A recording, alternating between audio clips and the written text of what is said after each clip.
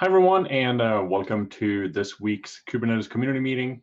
Hope you're all having a fantastic week. My name is Jonas Roslin, and I'll be your host for today. Before we start, we do have a code of conduct, so please be excellent to each other. This is recorded and streamed, so make sure you don't say or do anything that you don't want to be permanently recorded.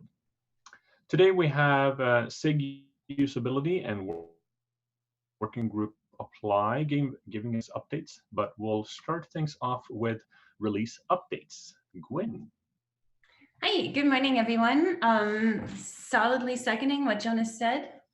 The updates are fairly short and sweet. We cut the third alpha release on Tuesday, fairly successfully, although apparently there was some last minute live shenanigans going on. So the process was recorded live. So I encourage you all to check it out if you're curious. We had 3 enhancement exceptions. Those have all been merged and they are being tracked. Next week, we'll start cutting the 117 release branch, which means 113 jobs will be removed. We're adding new jobs for 117, and we are also cutting the first 117 beta, so that's very exciting. In the interest of timely releases, the CI Signal team has worked really hard together with SIG Scalability to just get an early jump on potential release blockers on the scalability tests, which is important because those can take a while and delay a release by days, if not passing. That is what I have for today. There have also been some patch releases. I can put those in the notes as well. I was less clear on those. I don't think there's anything exciting going on currently, otherwise I'd know about it. Awesome, thank you, Gwen. Any questions for Gwen?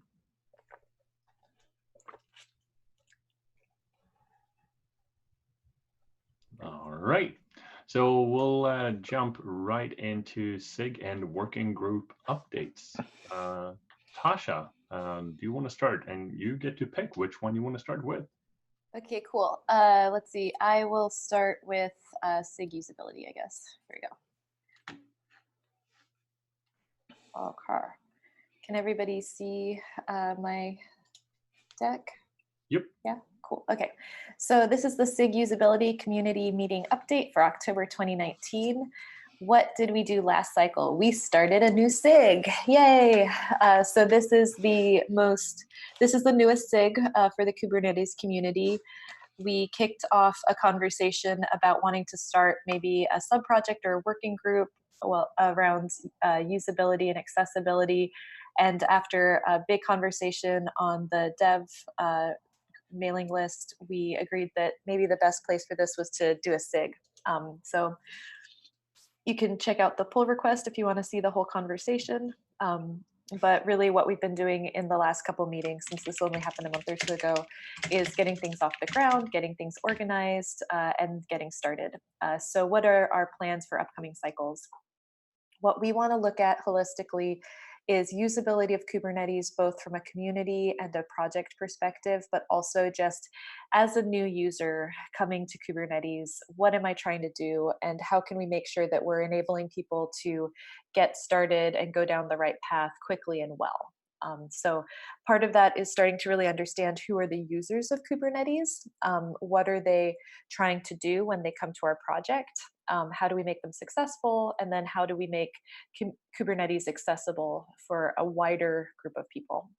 One thing that we try to think about is as members of the community, a lot of us are super users of Kubernetes and we are the builders of Kubernetes. And that may not mean that we really understand the users of Kubernetes who are not ourselves. So how do we kind of make sure that we have the right perspective across users? So one thing that we're doing is we've been discussing kicking off a jobs to be done study. And so we've been documenting exactly how we might approach doing a jobs to be done study. And that is so as you all know, like personas are very popular. But what we would be doing with this is investigating instead looking at the jobs people are trying to get done with Kubernetes. So, what is like their end goal? Since Kubernetes, I mean, to us might be an end goal, but to a lot of people is a tool getting towards that end goal. We also have been talking about using CoopCon as a user study opportunity. CoopCon, as you all know, is really positioned as an end user conference. And so that's a really great opportunity to start speaking to people who are end users of Kubernetes and really making sure that, and using it as an opportunity to do some research. Another thing that we're talking about a lot is working security in by default in Kubernetes, and Valerie has really been leading the charge on this, and she has a session at the Contributor Summit and a session at KubeCon where she'll be really diving into this. And so kind of approaching security by default in Kubernetes, like how do we do that and how do we build that into our, what people get when they grab the Kubernetes binaries. How these plans affect you. So what we're really looking to do here is making Kubernetes better for all of our users together. If you have ideas, and this has already been happening organically, which is awesome. If you have KEPs that are crossing your doorstep that you want to come and present, bring them on over. We'd love to learn more. We do have one KEP from one of the co-chairs. Himanshu has been working on this. And so this is a KEP around kubectl get events that he's been driving. So currently get events can't be extended to meet a bunch of user requests to support more functionality without impacting kubectl get. So what he's proposing is to move this to a new command, events for kubectl, that's independent of kubectl get, and then we can extend that to address user requirements. I think he's presented this at a couple different SIGs so far, and he has the open pull request if people would like to check this out. Where can you find us? We have 4 chairs.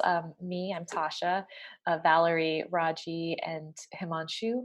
We do use our Kubernetes SIG/usability repo for shared objects. There's not a lot in there yet, but that's where we plan to have like a single point where you can discover anything that we're working on. We have this link will take you to all of our meeting notes, agenda, and video links. We have our Slack channel that we're all active in on the Kubernetes Slack, and then we have our mailing list as well.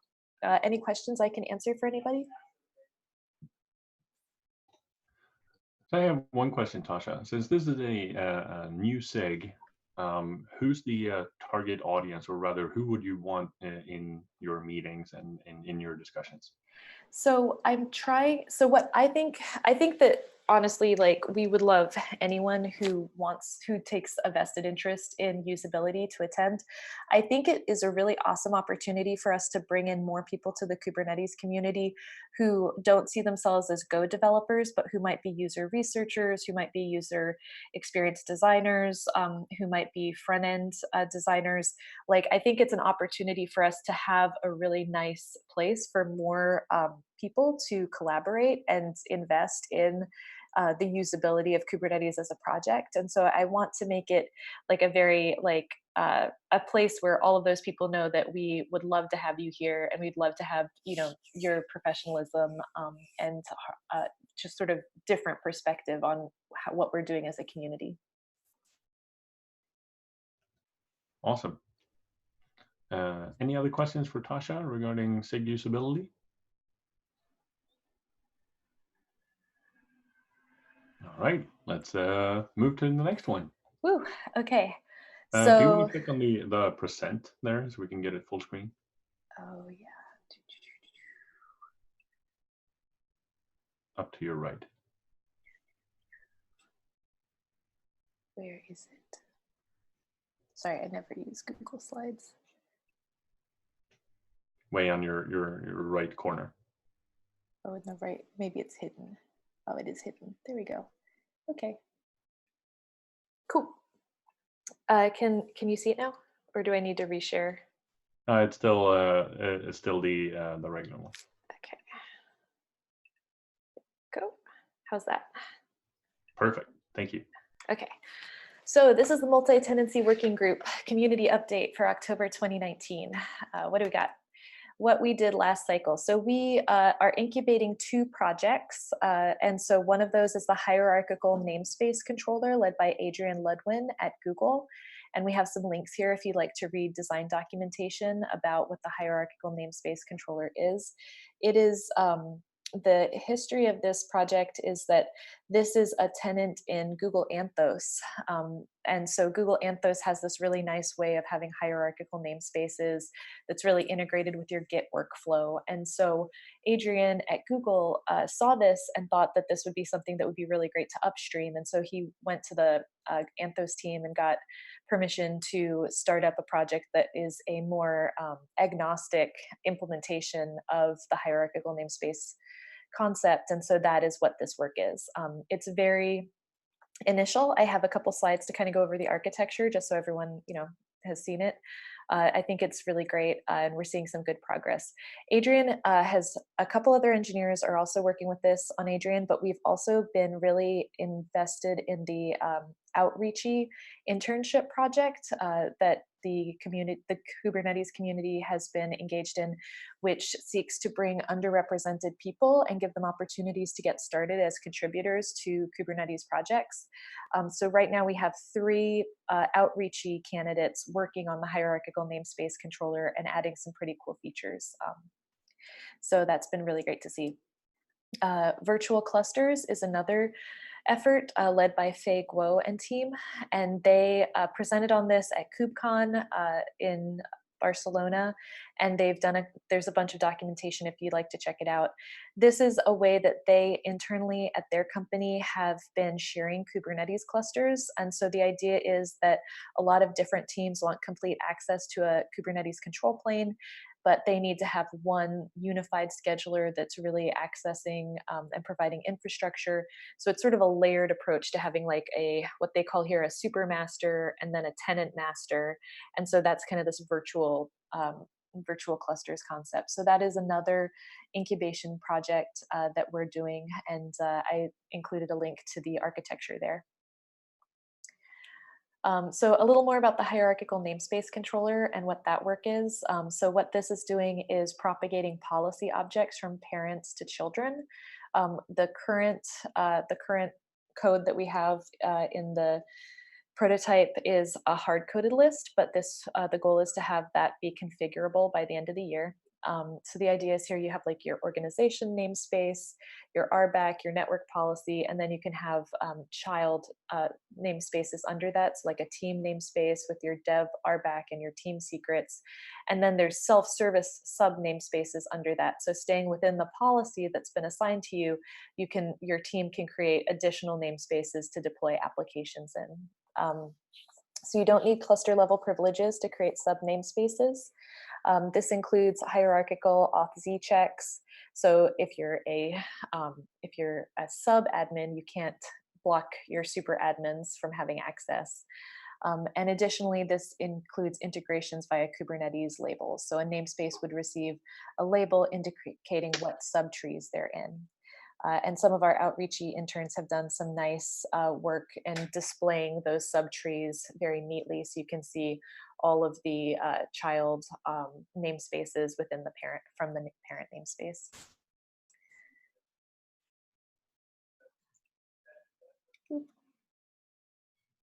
Oh, he did a build and I didn't even realize it. Yeah, Adrian made this slide. Thank you, Adrian. So a couple words about the hierarchical namespace architecture. It's an add-on controller based on KubeBuilder, controller runtime, and other projects. It has 2 major aspects. You can manage the hierarchy configurations, and you can manage the propagated objects. Namespaces are also updated, so labels are applied to indicate the hierarchical structure. They are created but never destroyed for self-service sub namespaces on request. And then problems are reported via conditions. Admission controllers or webhooks can fail, so problems can creep in. These are all reported via conditions on the hierarchy configuration. Okay, so that's kind of it for the overview on HNC. I would encourage everyone to check out the docs if you'd like to learn more. So the roadmap for the multi-tenancy working group, this is the roadmap that we all aligned on as a working group earlier this year. So the idea was we needed, so the goal of multi-tenancy working group is like, how do we want to provide multi-tenancy in Kubernetes? And so one of the things that's a stumbling block is that we as a community don't have an agreed upon profile for what a secure cluster is to begin with.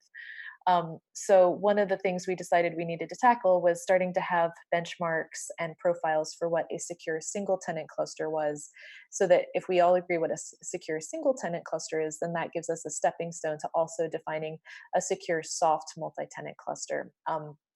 We have this terminology that we throw around in the multi-tenancy working group about a soft multi-tenant cluster versus a hard multi-tenant cluster.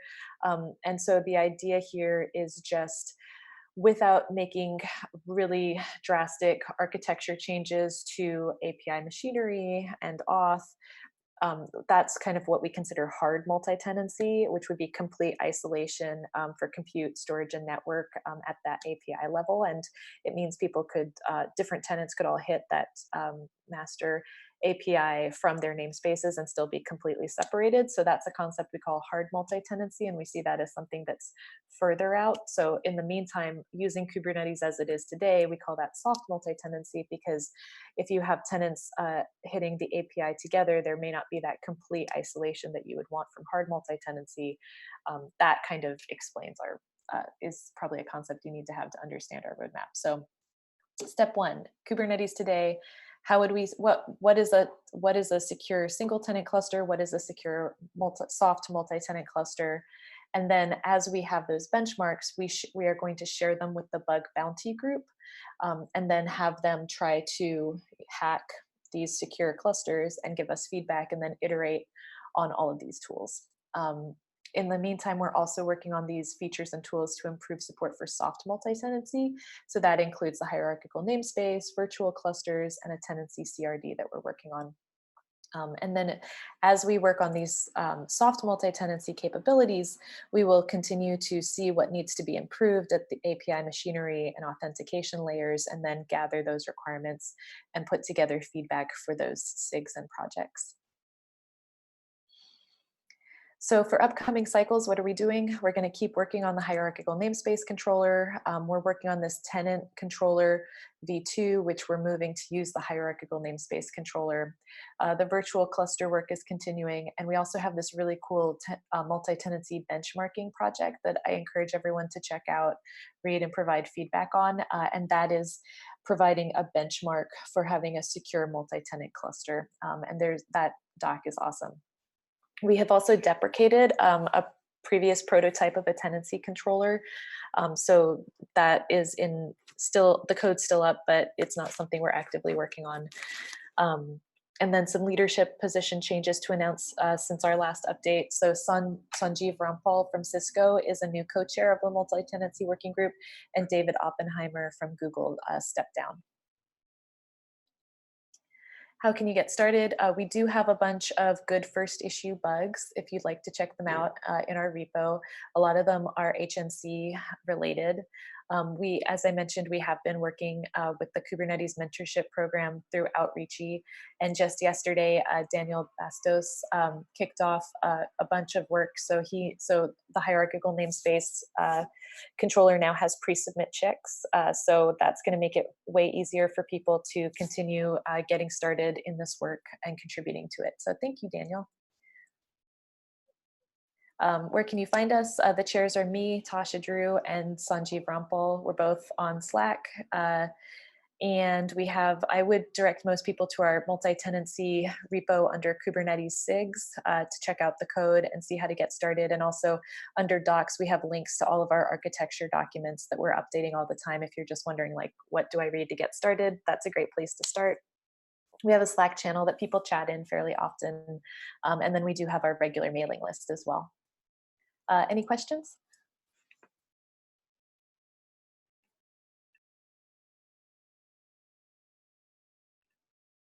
Cool. Well, thanks, everybody. Awesome. Thank you so much, Tasha. It sounds like you have a lot of really interesting stuff going on within multi-tenancy, looking at HNC, looking at virtual clusters. Really cool stuff. Thank you so much. Yeah, anytime. And we'll all be at CoopCon doing presentations both for new contributors and for experienced contributors. So we're doing an intro and a deep dive for both the multi-tenancy working group and for SIG usability. So if you're interested in either really a deep dive into these subjects or in I'm a new contributor, just tell me how to get started, tell me how this thing works. We have both tracks going for you. So please stop on by. Cool, thank you. All right, let's move on to announcements. So the first announcement is, please make sure that you are registered for the Kubernetes Contributor Summit. The Contributor Summit kicks off on Sunday evening before KubeCon, and that's with a celebration, a contributor celebration. It's going to be a lot of fun. We'll have some entertainment, and of course, we're going to have a lot of people there, a lot of both new and current contributors, so make sure that you join us there.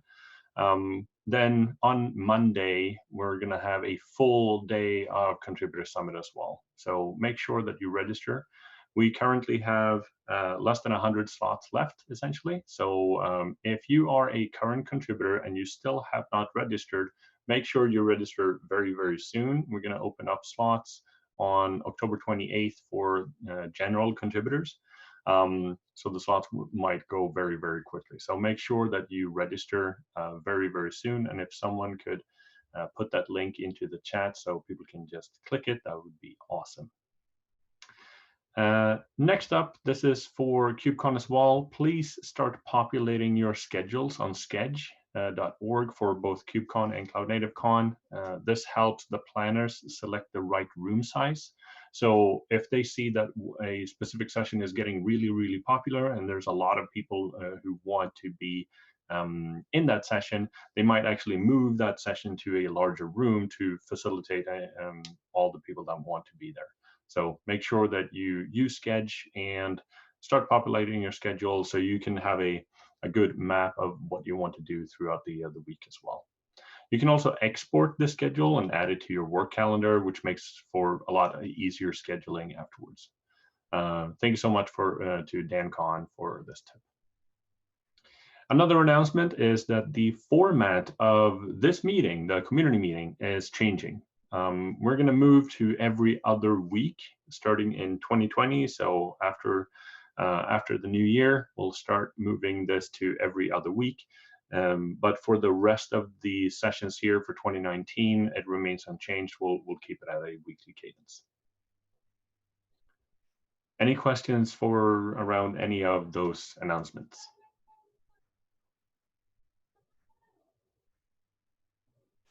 All right.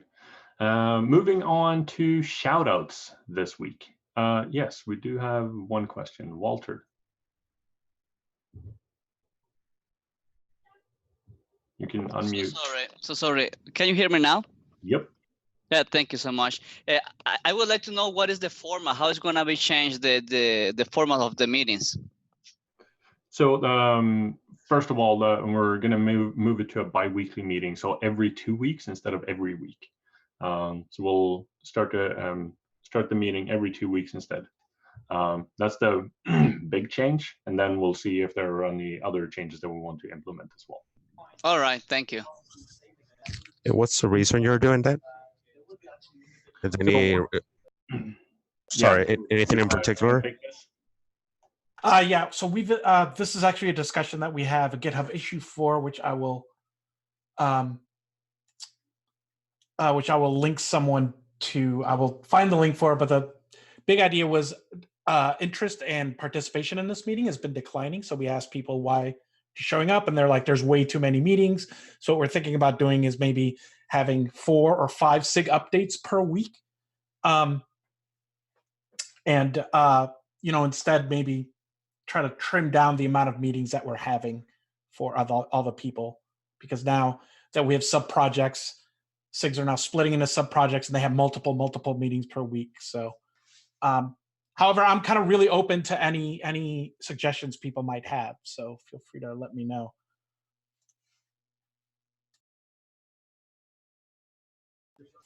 Cool, makes sense. Yeah, I mean, it sounds like there are more SIGs and more people in all kinds of different meetings. So maybe they don't have enough time to attend this meeting. Um, is the meeting going to stay the same amount of time? Like, is it going to be an hour? Yeah, it'll be just like this, except we'll go every other week. Cool.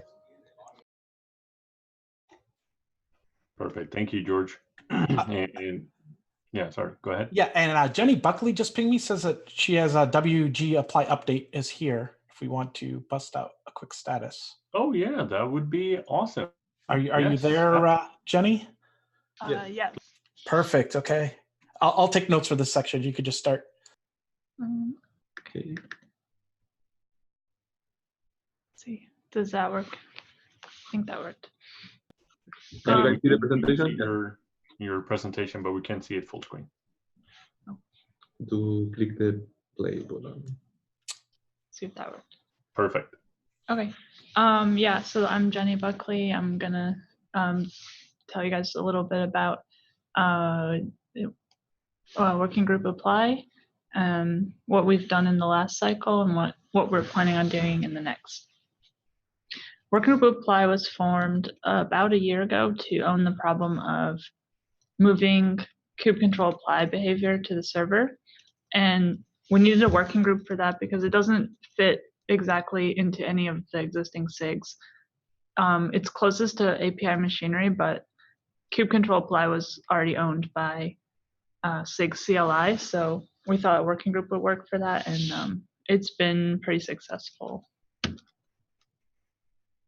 Okay, in the last cycle, yeah, we released Serverside Apply to beta in 1.16, and it's been alpha since 1.14, and you can use it from kube-control or through direct API with the API server.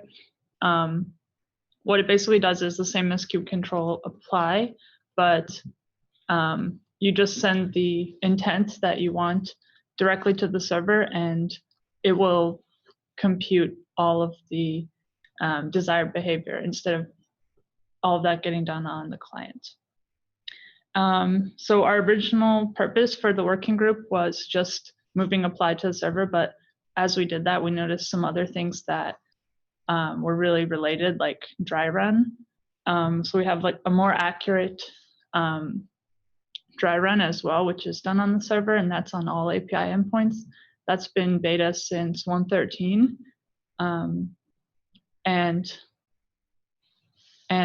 in the future, our plans are to work on some improvements to server-side apply, like field immutability and API unions. These are just sort of related to kube-control apply because they rely on the schema of the objects, but they're not exactly dependent upon it. And we're also going to improve server-side apply's performance so that we can eventually move it to general or to GA. And we're also working on getting dry run into GA.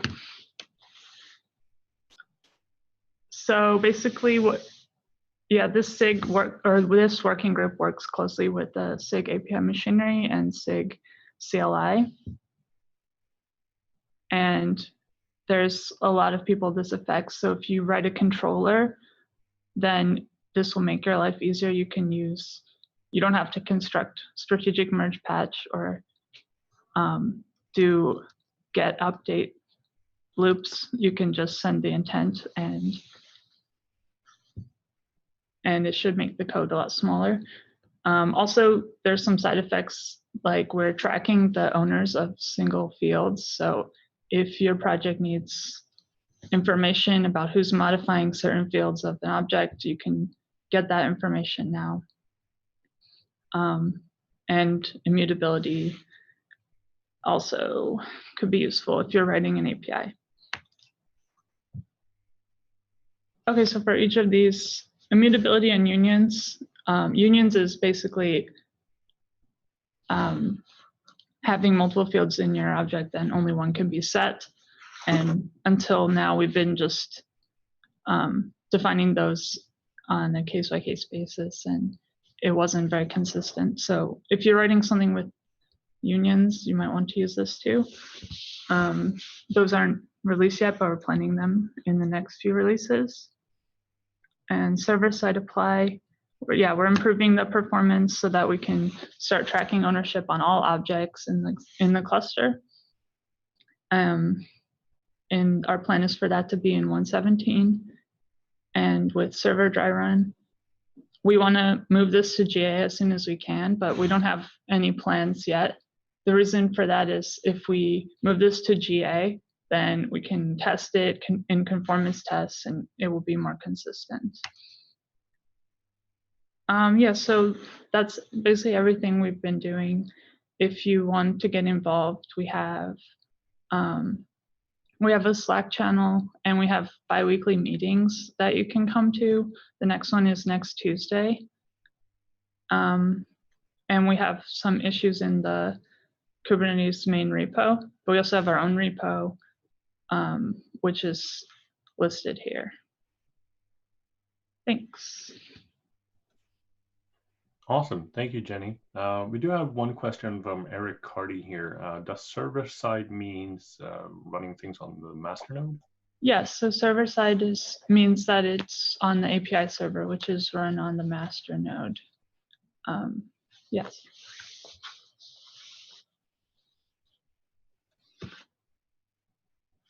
Thank you so much. One more thing is we are going to be in the Contributor Summit, so you can find us there too, if you're interested. Excellent. It'll be great to see you there. You can stop sharing now if you want.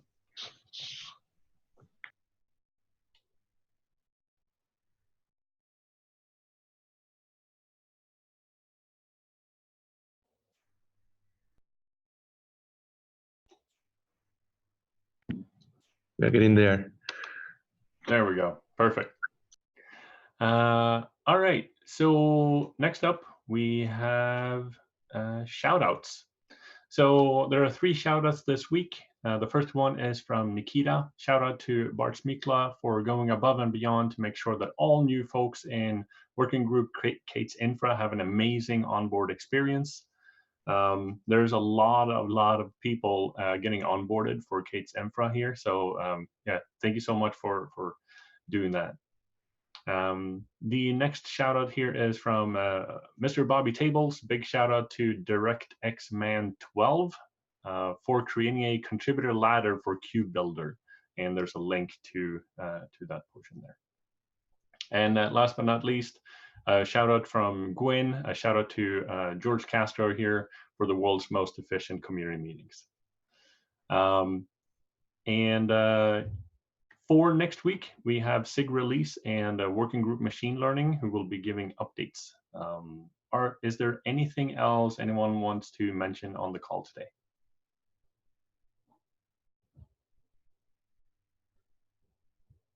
Yes. All right, go Josh. One thing, later today, and by later today, I mean within the next hour, SIG Multi-Cluster will be releasing a survey on multi-cluster use cases. We'll post this to Kubernetes Dev and all of the usual places. If you have a use case that involves managing, routing traffic to multiple Kubernetes clusters, SIG Multi-Cluster would really appreciate it if you filled it out, because they're looking to determine direction and projects for the next year.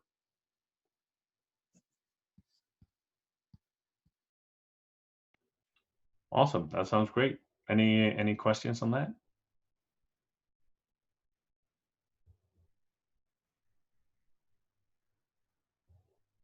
Okay, and I think that concludes the meeting. Thank you all for joining today, and hope to see you next week and at the Contributor Summit in San Diego. Have a great week, everyone. Bye. Bye.